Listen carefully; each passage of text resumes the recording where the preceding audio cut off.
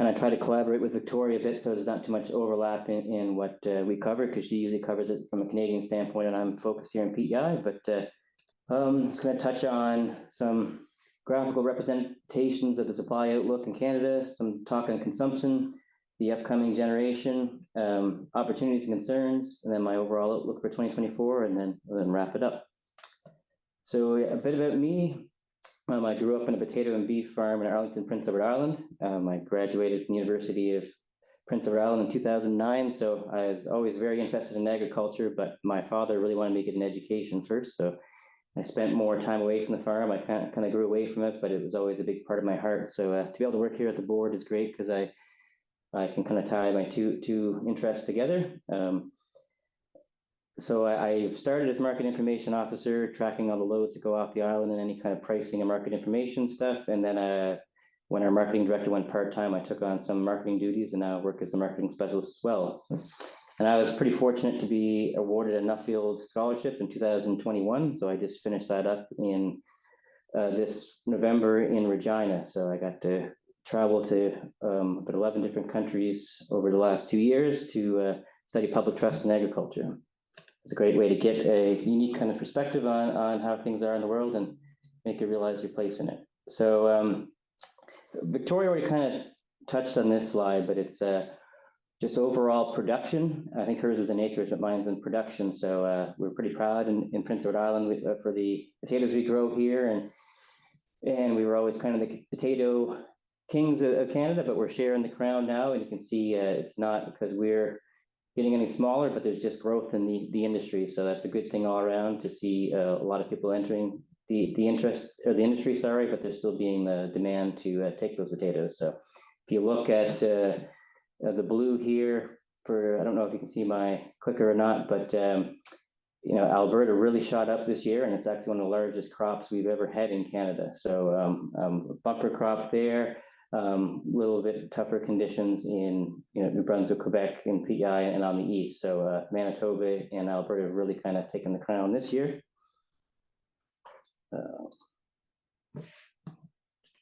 And this is just looking at production overall. So we were hovering pretty well at the 100,000 weight right up until 2021, where it took a big jump, and a lot of that was kind of processors coming on board in the West.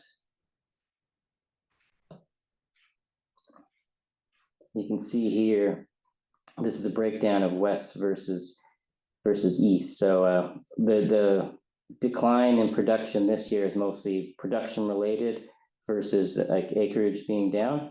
But if you look at the average year here, the West was always kind of trailing behind the East, and this year in particular, the West has passed. So, and that's just for again, growing movement at West. So this is the Canadian holdings by month. I guess Victoria kind of touched on how we got to where we are, and I'm supposed to do a bit of an outlook. So this graph shows, where we started at, and compares it to the last 5 years, plus has a trend line here.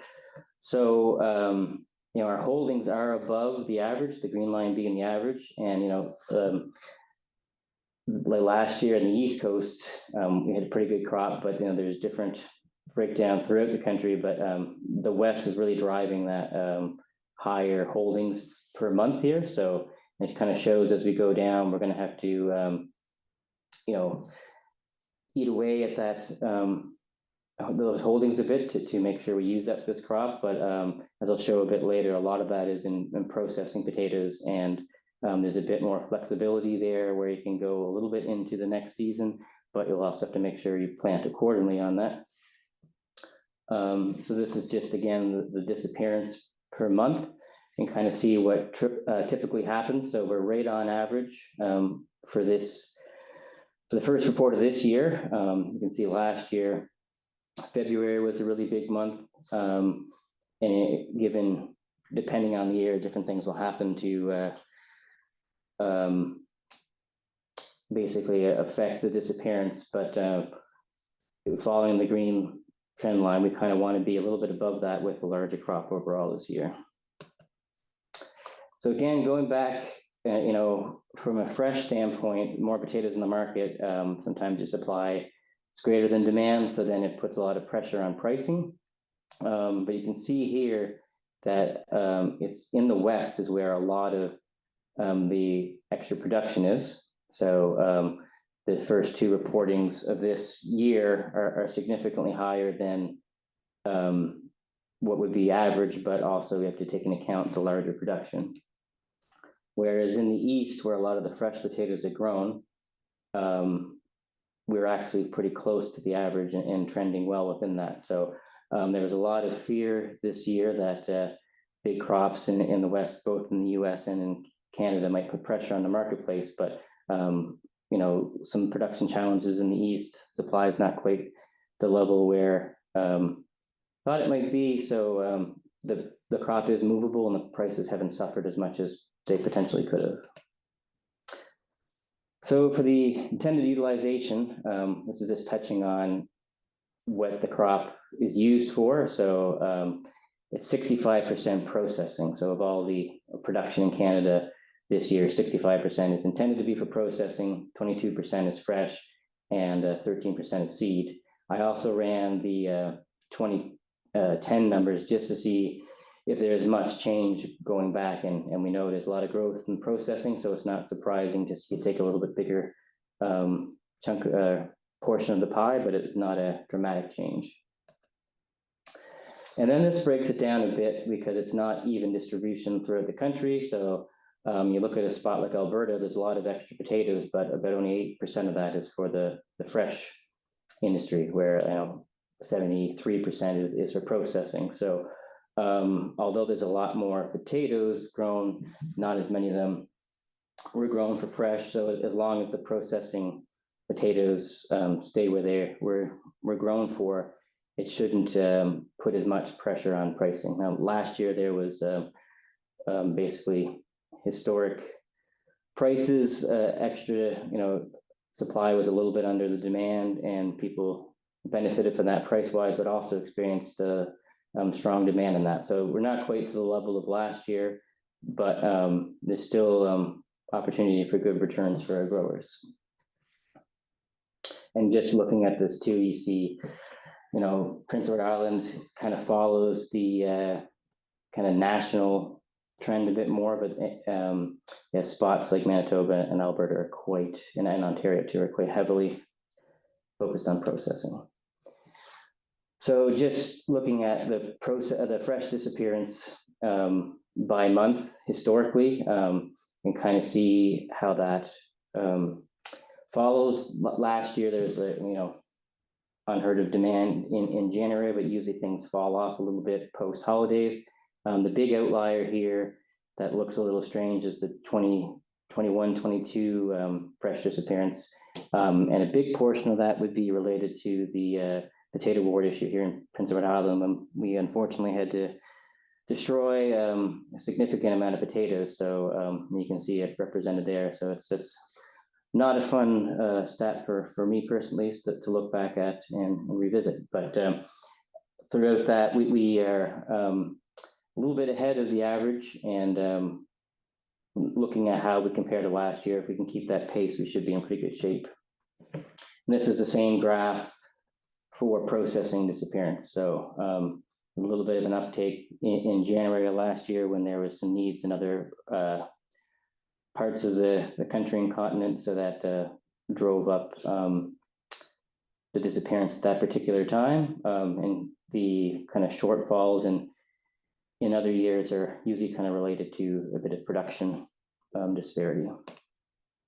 So we've covered a lot of graphs between Victoria and I, and we don't want to beat the whole production and outlook thing to death, especially when you can never really be sure what's going to happen in the future. So it's best not to make too many wild predictions on that. So I thought with the rest of my time, I do spend a lot of time working in market information, but it would be nice to kind of just look at some other things that should be kind of on the radar for everyone as we go forward. So just in consumption, it's a big kind of concern we've had for a number of years about the lack of consumption stats. Until 2011, Stats Canada used to provide consumption stats. So it was a great indication of both by sector and just overall performance, how the potato category was doing. Without that, makes you wonder, are people still eating potatoes? Well, we can tell that because there's been not a drastic decrease in sales. In fact, they've been increasing from a lot of standpoints. So we do know people are eating potatoes, but who are eating them, and in what way are they eating them? And we'll get into that a little bit here. I just thought it might be of interest to the group. So hopefully we don't see the participant numbers drop here. So again, people in general do like potatoes, and we're not wrong to assume that. You can see a recent article here, fairly recent, shows that potatoes are the most popular vegetable. We'll get into a bit later, but the contention around whether potatoes are a vegetable or not. And without the Stats Canada consumption data, I wasn't really able to find anything that's equal to it, but this particular slide here, which was sourced from FAO Stat, shows not dramatic decreases in consumption, but doesn't really give you any indication of how it's being consumed or any kind of demographics around that. So when we left off in 2011, this is where the concern was. The top line is total vegetable consumption. The blue line is processing consumption. So that's remained relatively flat. And if you continue this graph out, we know just from the demand for processing potatoes, the plants going up, and the new products in the marketplace, that line would certainly have increased. Where we look at the yellow line is where our concern was about fresh potatoes. We were really seeing a decrease there, and we're concerned about what to do about that. I would hope with the general feel of the marketplace and the sales that it's at least leveled out and hopefully increased. I'm sure if you looked at the pandemic years, there would certainly be a slight increase there when people were cooking more at home and rekindling their love with the potato. But without great stats in this, it's dangerous to assume. So from the CPMA, I just got some overall stats and potato consumption. So 63% of households do use or eat potatoes. That's nearly 2/3 of Canadian households, which is second only to bananas and apples. So that's a pretty good situation to be in. The typical or main consumer is older female customers with middle annual income. So that's our general target demographic. Overall, it's about 59% male to 76% female, but it really skews higher to older age groups. And I apologize if some of the Zoom info here is covering up some of my charts, but if you look at the 65 plus age group, 76% of them are eating potatoes, and it just kind of slowly declines as you get younger. So it's one thing we really need to keep in mind is that population continues to age. We're going to lose valuable customers and consumers we've had for years, and it doesn't seem like the younger population is going to pick up where we're left off here. So just something to be concerned about, and we'll talk about that a bit more here. But just to finish off this slide, household penetration, I thought this was kind of interesting. For fresh potatoes, it kind of follows the where the production is. So a bit more in the east to compare to the west.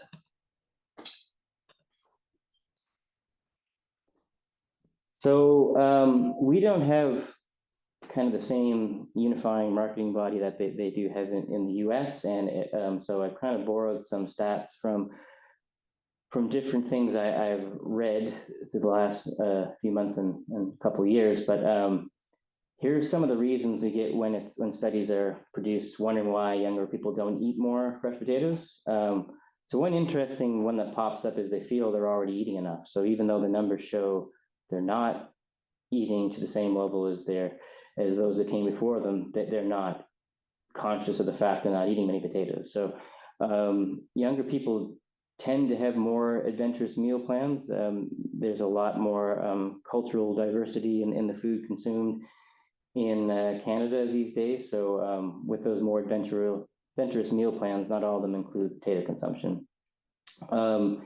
Convenience is another thing. People are really busy these days, especially people with young families that are constantly running around to sports activities or after school things.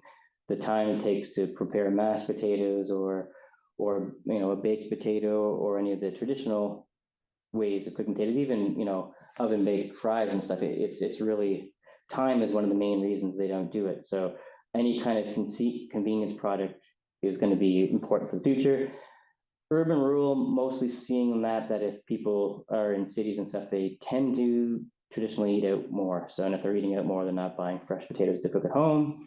There's still, a lot of misinformation around the nutrition. Some people don't want to eat potatoes because they feel it's can't be part of a healthy diet, and just that their diets in general, some of them aren't inclusive of potatoes. Younger people are this isn't really a reason why they're not eating it, but just sustainability is a factor going forward for this group. And when they are eating potatoes, the studies show it's a lot of times they're eating fries and chips, which are very important to the sector, but we just got to make sure we don't lose the all important fresh potato sales within that. So the next generation that's coming up is kind of like no other. So Gen Z, which is born between 1997 and 2012, and I put the numbers there just for my own good, between ages 12 and 26. They really seem to be more interested about their food and where it comes from, how it will impact their health and the planet, and how it aligns with their values. So they have strong values and they stick to them. So they have growing purchasing power, and as that older generation ages out of the marketplace, they're going to take their place, and we need to be ready to meet them in the marketplace. So by understanding a bit more, we can better serve them.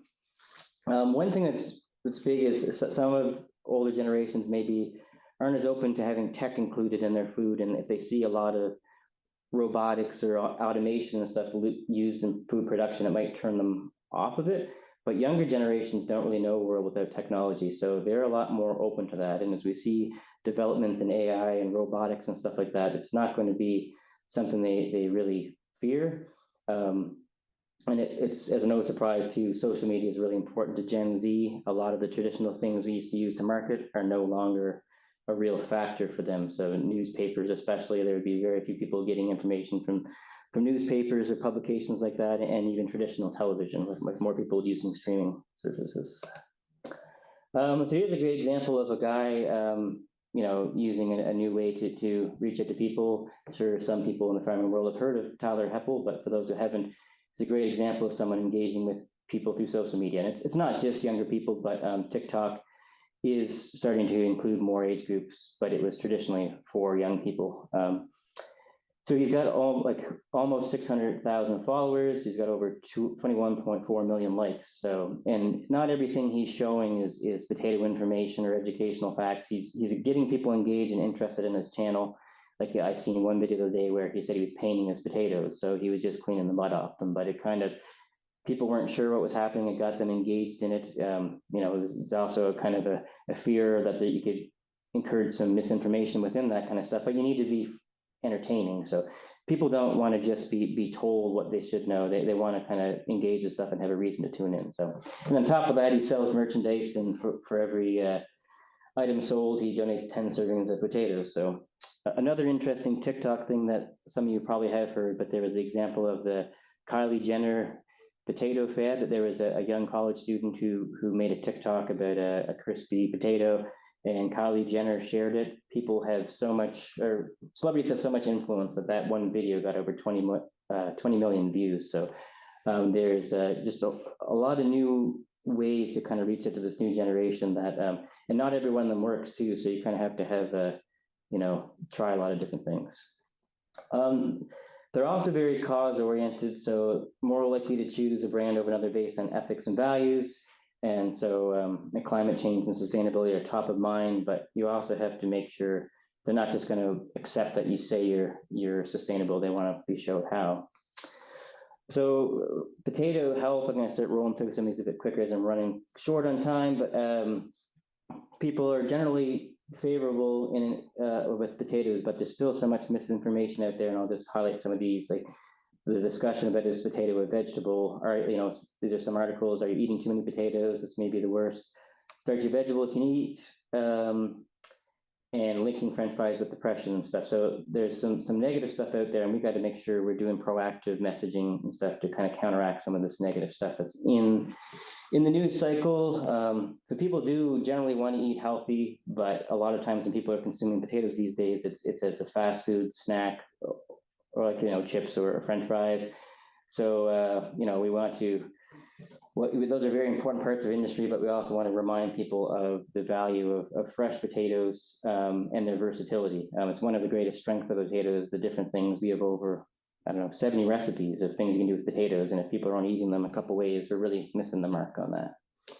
There's just a quick graph from DEFRA kind of showing some of the concerns I raised about consumption earlier, that this is the bars are potato consumption, and the green portion is processing potatoes. So you can see it's a lot more processing versus fresh, and overall consumption is down. So just something we need to keep in mind. So one way we can kind of combat the, changing meal plans is to kind of maybe include potatoes in some of those things. If people are eating more Mexican food, more Indian food, whatever, there's ways to incorporate potatoes into those and not miss a potential market opportunity. And processing demand is not just grown from export growth, it's the inclusion of potatoes in non-traditional restaurant experiences, places like Taco Bell, Subway, and the all-day breakfast. More opportunities to have processed potatoes at QSRs has led to more production.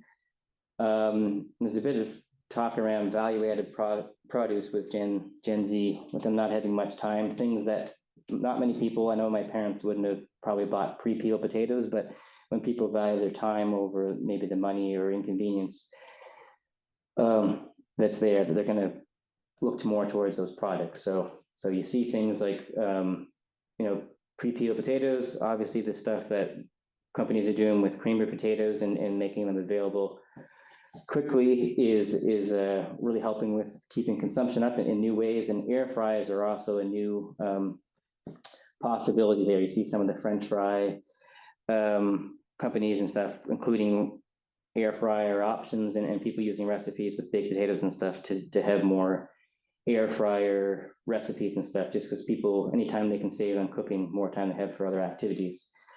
In the essence of time, I already kind of talked about the diverse meal plans. It's just that people are eating a lot of different cuisines from different cultures, so we got to keep that in mind. And sustainability is another thing. There's so much talk about regen egg and sustainability, and these are all important options that we can use this in our marketing, as there's things about potatoes that are quite sustainable, but we also need to start planning now to be able to prove it, because you can't just put on a bag that things are sustainable. We've got to be able to start demonstrating to the younger generations that what we're doing to make it sustainable. I thought this was a neat example of this. It's actually an advertisement for potato milk, but a lot of times when people are selling potatoes, they don't really focus on the sustainable aspects of it, but possibly, and I hope no one's a big potato milk person here, but I think the taste isn't probably the best of the competing milk things. So they're really pushing that sustainability thing, but you don't see people doing that in the fresh sales. So it's just an opportunity that might be there. I'm just going to skip to the end because we're getting close to my time there, but packaging is another opportunity. Just, focus on sustainable packaging, and there's marketing opportunities within that, but with the rise of private label packaging, we're just losing some valuable key touch points with the consumer. So it also shows in any research that consumers are, especially younger ones, concerned with food waste, and smaller pack size are preferred to them. I also just included in this, I think everybody here knows the nutritional facts about potatoes. 45% of your daily vitamin C, more potassium than a banana. We know this in the industry, but do people outside of it? So we got to keep working on that. And I just always laugh at the superfood thing, because I always think of it, how neat it would be if the potato was just forgot from the collective conscious of people and discovered overnight. This the versatility, the health options, and everything within that. What kind of opportunities could exist? And the last point is just that the value of potatoes is quite high. The storability of potatoes, the calories per dollar, the value per dollar that's there at the supermarket is just a really strong selling point for us. And as food prices raise, we got to kind of keep reminding the consumer of that. So just quick to conclude and allow a little bit of time for questions, touching back on the initial stuff, the large crop creates some challenges, but so far things are moving okay. Some processors will need to use processed potatoes into next year, and people will need to plant and plan accordingly. Potatoes are popular, but we need to make sure we're making the most out of the opportunities in the marketplace. We need to be aware of the demographics of consumption and not just look at the overall consumption and production. In order to best serve the customer, we need to think like the consumer and see what they want and how we can serve them. And we have a great product, but we can do even better with proper marketing. So that's all I have. If you have any questions, I'm happy to answer it. And if you have anything you'd like to connect with me offline, there's my contact information. So thank you for the time. Thank you very much for that, Mark. That was pretty interesting, looking at all the different generations and how they view their food choices and sources and stuff like that. We do have some time for questions. There was one question in the chat that you already did answer. It addressed air fryers and whether that new cooking technologies were kind of being followed. You did touch upon that in your presentation, but I do have one question for you. Marketing is certainly, and marketing potatoes is certainly in your forte, and it's part of your job with the PEI Potato Board. But can you speak to the importance of how growers can market themselves, even in their local markets, given the variety of media platforms that are out there that younger generations follow?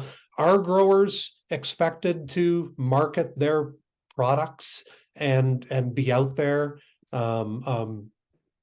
touting the potato industry? In this, all the noise of social media and things right there, any extra touch points we can get on the value of potatoes and strength of it, and reminding people the taste of it is always great.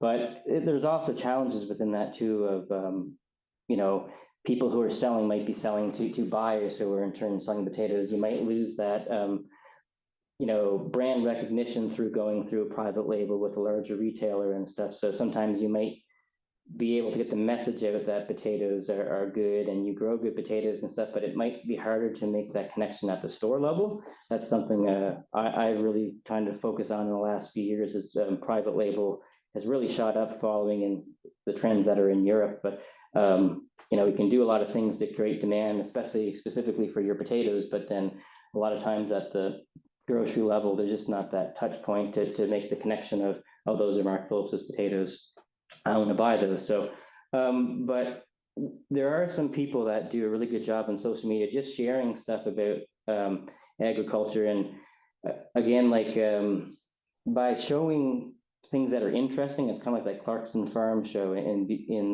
the UK. People tune into that because Jeremy Clarkson is a celebrity and they find him interesting and stuff. But if he just made a documentary about the process of farming, it would be kind of not so interesting to people. But if you can create a followership, kind of like Tyler Heppel has, where people are interested in what you're doing, they're going to learn stuff unintentionally along the way. And every way we can get people engaged thinking about potatoes is good. And they used to talk about needing to see things 7 times to really take hold back in the days of billboards and stuff, where all the noise of social media and the internet now, it's probably in the 700s. So rising tide floats all boats, and every chance we can get to touch the consumer is going to be valuable.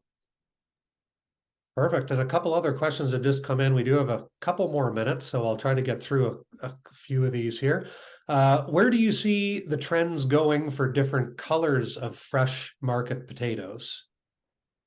Victoria touched on that a bit, and they have really good stats in the US, and we kind of fall on the same trends, in that reds were very popular for a long time, and they've kind of really been on the decline, whereas yellows have kind of taken their place. There's it's talking about varieties overall, there's a lot more of them, but they might fit a type kind of thing. So if Russet Burbank was a variety that took up a big portion of the grocery shelf, there could be other varieties similar to that are taking their place. And even though there's a lot of other options out there with creamers and stuff. Still, they have a major spot still in the marketplace, and kind of are still the leaders. But yeah, yellows are trending higher. Reds, while still being sold and consumed, have been consistently trending downward. Creamers are still a relatively smaller part of the overall market, but they're certainly on the rise and taking a bigger share all the time. So yeah, a little bit of everything. The standards are still holding their place, but yellows are on the increase, reds on the decrease, and creamers and value-added stuff is really on the rise too. Perfect. And Victoria, I see that you've popped on there. Did you have a comment to make as well? Yeah, I wasn't sure if the question was around when they say different colors.